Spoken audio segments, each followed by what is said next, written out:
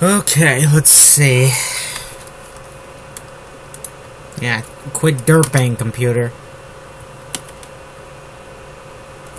God damn it, computer. Come on.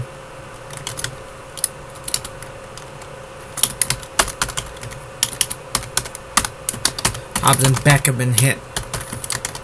Are hurt. One of Blake's loots reported. Check on the wounded. Towers, check on the wounded. Everybody else, keep fighting. Keep your eyes. Alright, let's focus on the enemy. Blake ordered. Towers was the medic of the bunch. Being a soldier was the medic of the bunch. There's also combat. He was also a combat man. People often thought he had the look of a man who came from well-off and educated family. But he was from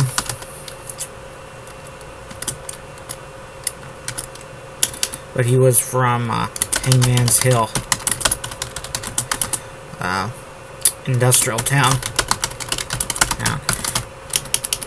of working class folks back in Chromia, and he was not from prosperous side of that town, being born wrong side of the tracks. It was rough back home, but Towers was sure he could handle whatever happened. Concerned he could handle whatever he ran into when he finally got back home and found those people back home. The Jade War had made him a very hard man. Hopefully it doesn't get dirtiness to that. Sometimes I wish I never heard of hard as in erect being used. Let's see. Towers tended to got Hobbs in the cover first, as he was the man closest and looked less in control of his own movements. Beck, on the other hand, seemed to be still moving. Wounded. Check. How bad? Wounded. In open. I can't believe it. What the hell is slowing this computer down? It's unbelievable. Let's see, Beck on the other one was still moving under his own power. With a groan, he managed to get up into a sitting position, into a crawling position, and made his way toward the nearest rocky pile. Towers into the Hobbs wounds, which include 2 bullet holes, one of which had made a mess of his body armor. I'm gonna kill this computer. What the hell is making it jump like that? I don't understand. One of which made a mess of his body. Word is the last program that should be causing from the computer. One of which had made a mess of his body armor. Looked like no exit wounds, at least. No exit wounds, at least. As far as no exit wounds either. The bullets were still in Hobbs. Hang in there, Hobbs, Towers said. Went back to check on Beck. He had hoped that Beck did some successfully crawled for all the cover on his own. But he hadn't. The man was wounded. The man had collapsed. It's as though someone hit him again. There was blood bubbling out from the man's right leg. From under the man's stomach and his legs. Towers charged over and grabbed him. Grabbed him by his lanky arms, limp arms, and pulled him to where he had Hobbs. Beck seemed to spring to life on the journey, like some wounded animal, was seemingly dead, but sprang back to life in the hands of the hunter. It was the pain.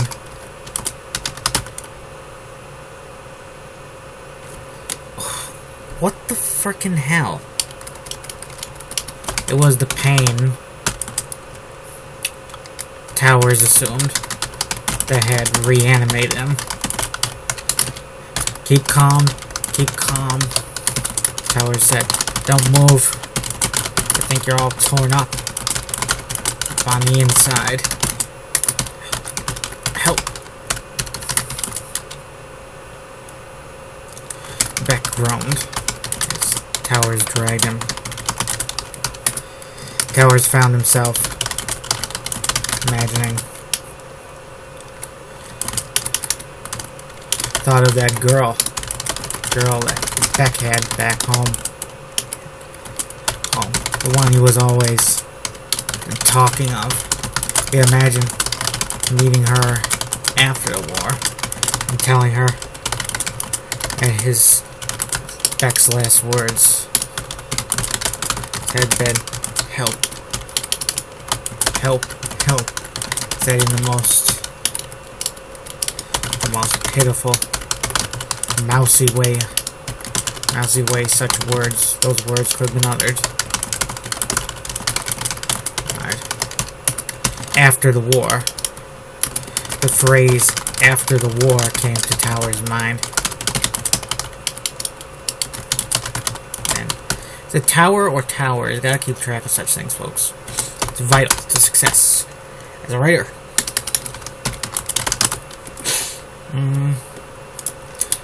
The phrase after the war came to Towers' mind then. The bloody war. The war was supposed to be over. And yet, people were dying all over. Still. There were shootouts like this in every corner of this continent. And none of it mattered. It was all bloodshed for nothing. Should that be bloodshed? No, I don't think so. It was not all gloom or Towers. Beck and other guy. What was his name? Hobbs, yes. Hoobs.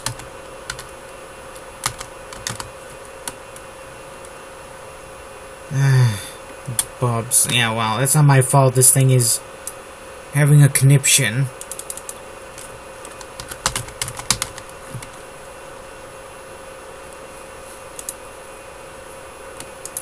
Now glooms for Towers, Hobbs, and Beck and Shaw.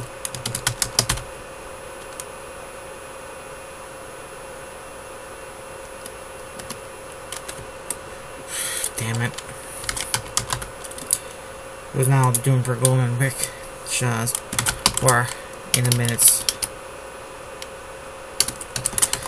Towers managed to get the bleeding of both men under control. Though they definitely had to get to the nearest hospital as soon as possible.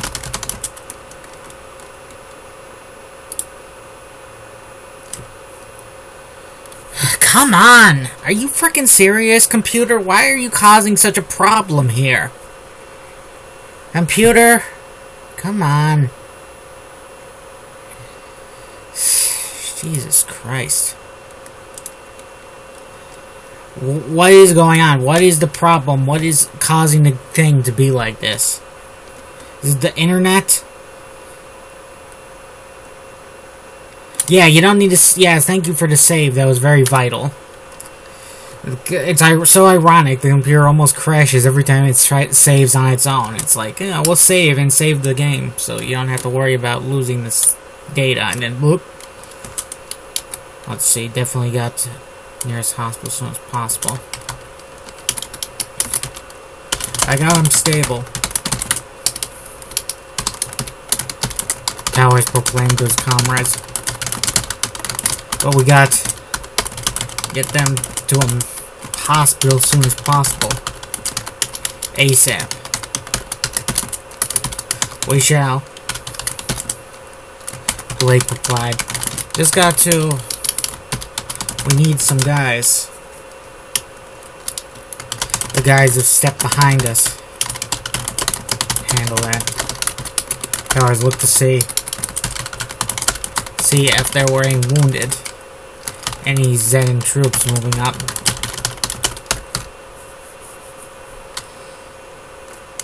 Zetan troops moving up.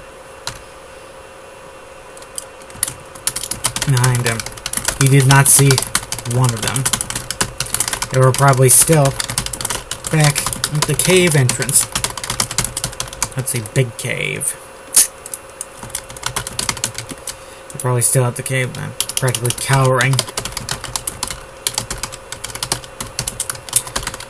I didn't like to badmouth the the Zetans, but it sometimes seemed like they had too many sheep and not enough lions. The Chromish army had its own issues.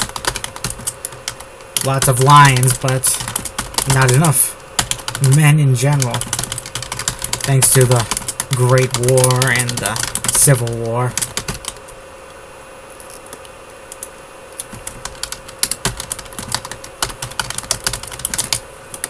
It's a Great War and the Civil War.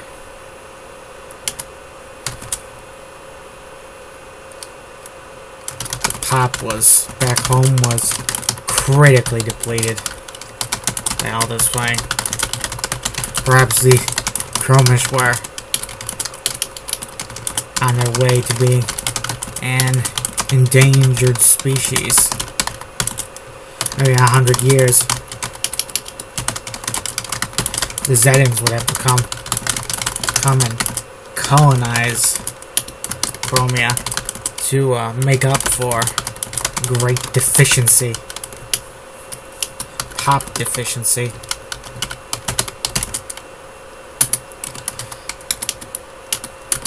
I always look to Dominique Vert, who was just standing in the open, arms crossed, bullets flying at her from the enemy up on the hill. How tall is that hill? I didn't mention. God damn it, it's so dark outside right now, but you know, when I go out there to read my Lord of the Rings book later, it's gonna be like, ugh, the sun is gonna be baking and boiling. That's the way it is. I don't know why. Right now, this would be perfect weather for reading. But I'm writing instead. Reading is something a writer does later in the day. Get their own writing done early in the day. That's the way I do it. I don't like to write late at night. Last time I tried that, these derps in my house, they kept shutting down my computer with like 3 or 4 stupid circuit breaker blows in a row. They were doing something with a hair dryer, like it was something, you know, like you can't dry your hair naturally. I don't know. What bullshit.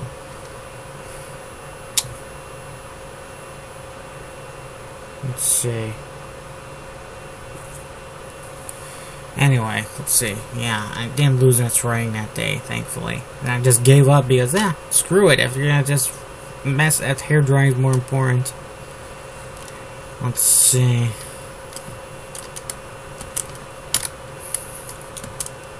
I always hope that none of the men, all of the men of the unit were chivalrous or as types, but Towers hoped they restrained themselves and didn't try to get Dami out of the open. She was safe, Towers was sure. She had some shield around her. Or maybe she had become intangible and was standing there like some ghost. Chivalrous. I didn't see him wounded. Any more wounded to tend to. So he took up his trusty E1B rifle, started squeezing off shots. First at that hill. At the Jade atop that hill. Where he looked over at Dami. And saw that she was just standing and staring at the Jade up on the hill. As though she didn't need to say a word to them. Like they just surrender on their own. They didn't seem likely to. Rupert squeezed off multiple bursts with his E1B, most of which missed. Rupert was a better shot. The fog field. But one wasn't available. Truth be told, most of the things he shot with that rifle were animals. It was still, when he hunted, it was always practical hunting in the war. The Jade weren't willing to share their food with most, were hardly willing to share their food with their own collaborators, let alone a resistance member.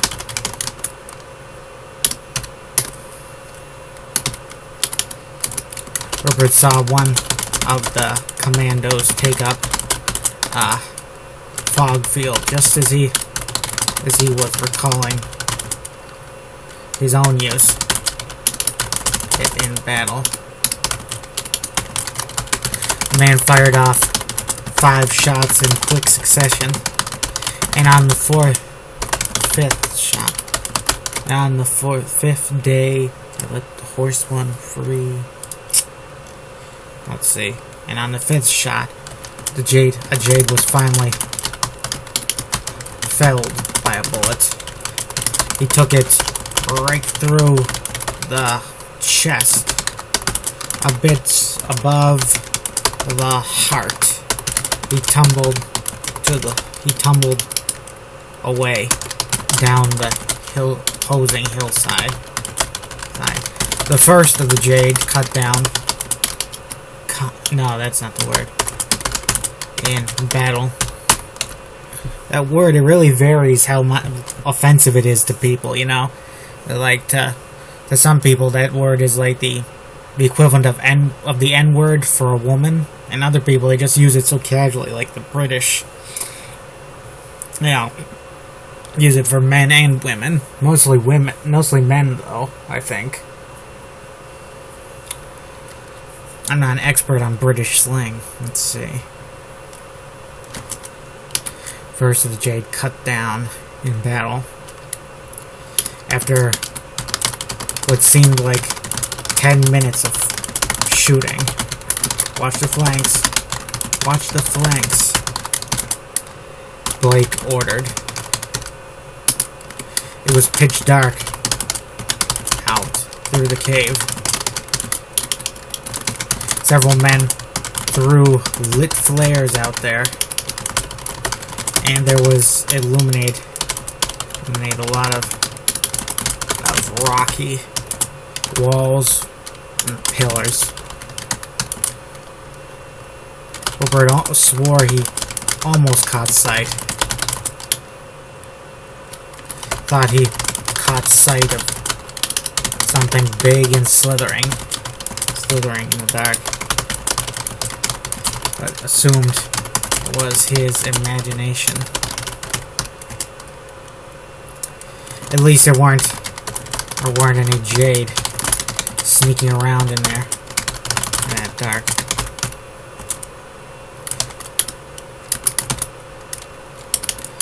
Blake then ordered 2 men of his own men to go on the flank him, get around the Jade. They disappeared into darkness. The shooting back and forth continued.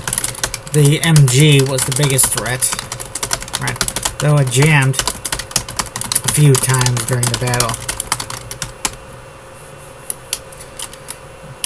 That jammed a few times during the fighting, relieving the men below it a little. Blake squeezed off several long volleys at the MG gunner, who was wounded twice before he finally caught a lethal shot volley. Where he finally caught a bullet about the forehead, and he tumbled forward over his own weapon. The Jade did not let the gun remain silent for long, and another man rolled the dead Jade off the gun and got on it before he could do more than start to squeeze the trigger. One of Rupert's shots caught the man right through the head. It was a quick and painless death, Rupert imagined. For the light in the man's eyes, let's see, distance, 5 meters, 10 meters, 5 meters. The light in the man's eyes were extinguished instantly.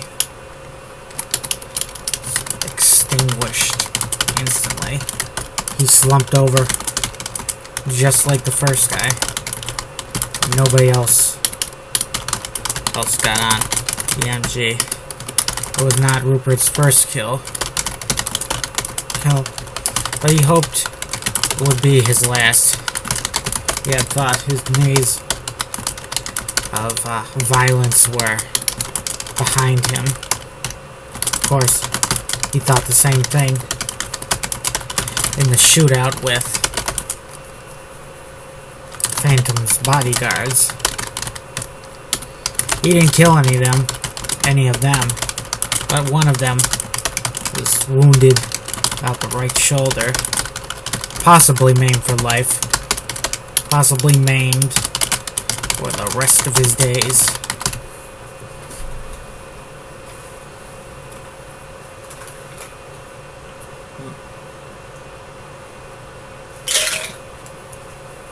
Son of a gun, bit my tongue.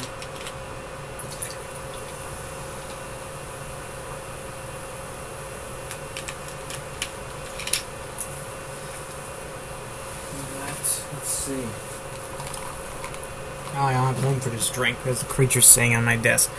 Yes, there's a creature sitting on my desk. An idol. I just finished it the other day, and already it's giving me supernatural powers. Very nice. Objects can have a life of their own, you know. The Japanese are right, I think. After a certain time, things get a spirit to them, you know. Even things like an umbrella or a pair of shoes, probably. Possibly maimed for the rest of his days. Rupert's following shots were fruitless, but his comrades had some success. A great volley of fire swept up one of the Jade riflemen, who let out quite a scream and then fell down and then slid down the rocky hillside. Some comrade tried to grab him and keep him from falling. Rupert didn't know why, since the guy was clearly done. 2 shots wounded that Jade, who threw himself back into cover. He was soon shooting himself again.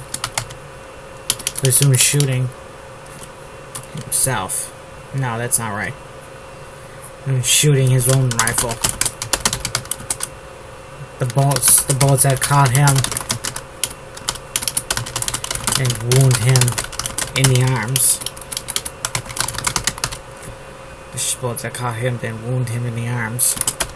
He emptied 2 mags in a row, and Rupert managed to knock his helmet off his head with one shot. 2 bursts from other guys caught the rifleman, and soon after, and he ended up, and he stood up, straight up, instead of just slumping down. He let out a yell of his own, and then fell dramatically backwards, away from view. Blake's men managed to get on the right flank of the Jade position. Rupert couldn't remember if they headed right or left in the dark. Yeah, I should have had instead of North and South for the Civil War in America, the West versus East or something.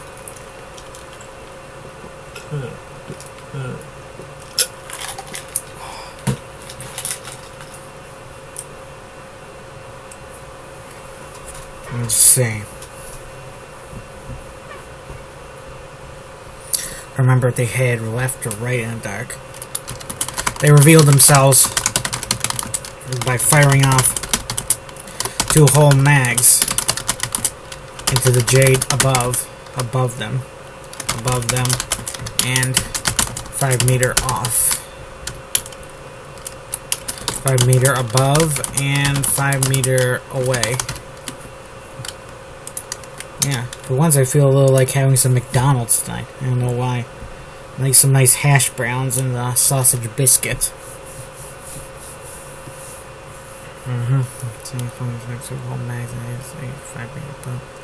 Yeah, you can get that breakfast anytime now. That was one of the few good things about waking up early in the morning and getting that McDonald's breakfast. I think they stopped serving it at 11 originally. Because I had got up at school. I had to get up at school, so I was up at 6. So, I always got the McDonald's breakfast. They revealed themselves by firing off 2 whole mags and they had several of those Jade slumped dead. Others turned around and fired off their weapons in reply and shot back at the men, who took cover at some rocky pillars.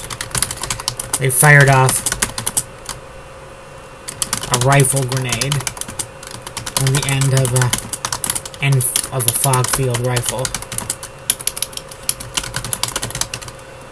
Ooh.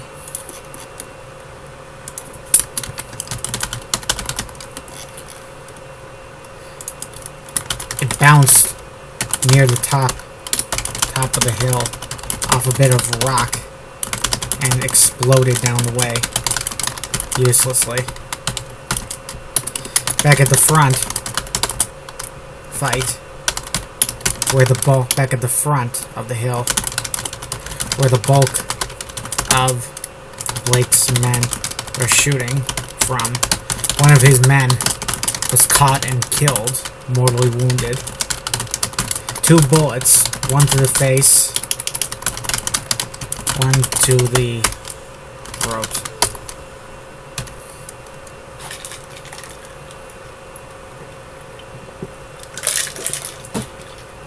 Shame you can't get paid for fan fiction. I think I would be good at that. I'm always looking at other stories and thinking of ways to novelize them, you know, as a mental exercise, I guess. My ongoing mental exercise, a book dedicated to the Jade War, but, you know, in the way that my other book is, like with lots of subplots and Game of Thrones kind of twists and character development and such. Let's see.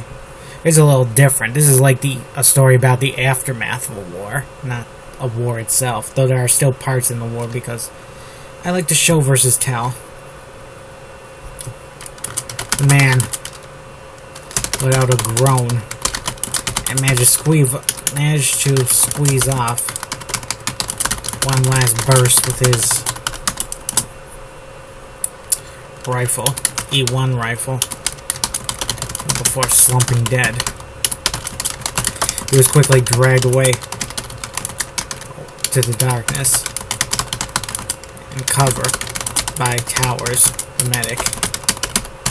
Soon after, another of Blake's men was shot and killed, this time hit through the heart. He lost consciousness quickly. No groaning and yelling. Groaning or yelling. Rupert supposed felt like he had heard enough of that in the last war. In the war. Last war, latest.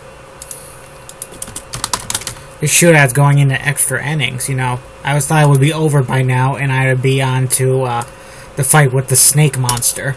But, you know, it's fine. Snake monsters, you know, it's a more challenging thing to write, I guess. Today, Thursday or Wednesday? Oh, it's Wednesday. Well, look at the time, folks. Gotta go. See you later. Have a nice day. Pray that the damn sun comes out.